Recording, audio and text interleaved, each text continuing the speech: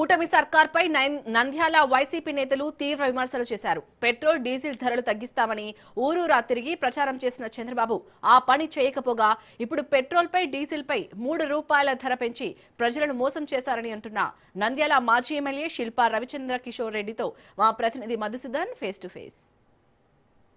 Petrol diesel ధరలకు నిరసనగా వైఎస్ఆర్సీపీ రాష్ట్ర వ్యాప్తంగా ధర్నాకు పిలుపునిచ్చింది. ఇక నంద్యాలలో కూడా మాజీ ఎమ్మెల్యే శిల్ప ఇక్కడికి చేరుకొని నిరసన వ్యక్తం చేస్తున్నారు. అన్న చెప్పండి, పెట్రోల్ ధరలు పెరిగాయి, దీనిపైన ఏంటి మీ అభిప్రాయం? ఈరోజు పెట్రోల్ డీజిల్ ధరలు పెరిగాయి, ప్రపంచ చమురు ధరలు పెరిగినాయని చెప్పేసి ఒక కుంటి సాకు వెతుక్కొని ఈరోజు తప్పించుకునే ప్రయత్నము ఈ కూటమి ప్రభుత్వం చేస్తోంది. ప్రపంచవ్యాప్తంగా చమురు ధరలు తగ్గినప్పుడు కూడా ఈ కేంద్ర ప్రభుత్వం ఎటువంటి దాన్ని తగ్గించిన పరిస్థితులు కనపడలేదు. పైపెచ్చుగా ఈరోజు పెరిగిన దాంట్లో ఈ రాష్ట్రంలో అంటే దేశంలోనే అన్ని రాష్ట్రాలు చుట్టుపక్కల రాష్ట్రాల్లో కూడా చూస్తున్నాం. అందరికంటే ఎక్కువగా ఆంధ్రప్రదేశ్లో వసూలు చేస్తున్నారనేది ఈరోజు నిస్సందేహంగా నిజం అని చెప్పేసి ప్రజలందరూ కూడా గుర్తించినారు.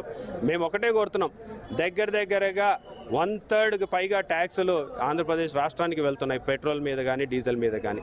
దాన్ని ఎందుకు తగ్గించుకోలేరు? ఇలాంటి కఠినమైన పరిస్థితుల్లో మీ బాధ్యత గుర్తు రావడం లేదా అని చెప్పేసి మాత్రం మేము ప్రశ్నిస్తున్నాం.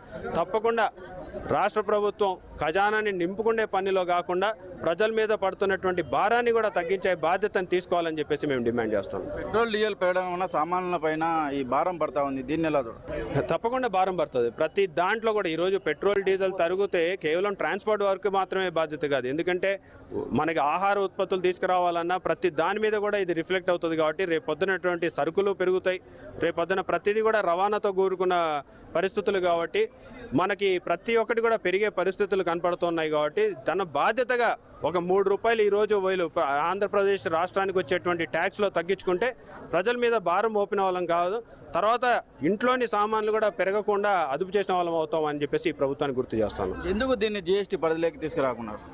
మీ అందరికీ తెలుసు, జీఎస్టీ పరిస్థితిలోకి తీసుకురావాలి అని చెప్పేసి రాష్ట్ర ప్రభుత్వాలు ఎందుకు డిమాండ్ చేయడం లేదంటే దాంట్లోంచి ఆదాయం మాత్రమే వాళ్ళు చూస్తూ ఉన్నారు. ఆ ఆదాయంతో ఈరోజు వాళ్ళు ప్రభుత్వాన్ని నడపాలని చెప్పేసి ఒక ఆలోచన చేస్తున్నట్టుగా కనపడుతుంది. మిగతా రోజులు వేరే పరిస్థితి. మరి ఇప్పుడున్నటువంటి పరిస్థితుల్లో ఇటువంటి గడ్డు కాలంలో అయినా సరే ప్రజల్ని ఆదుకోవాల్సినటువంటి బాధ్యత ప్రభుత్వం మీద ఉంది.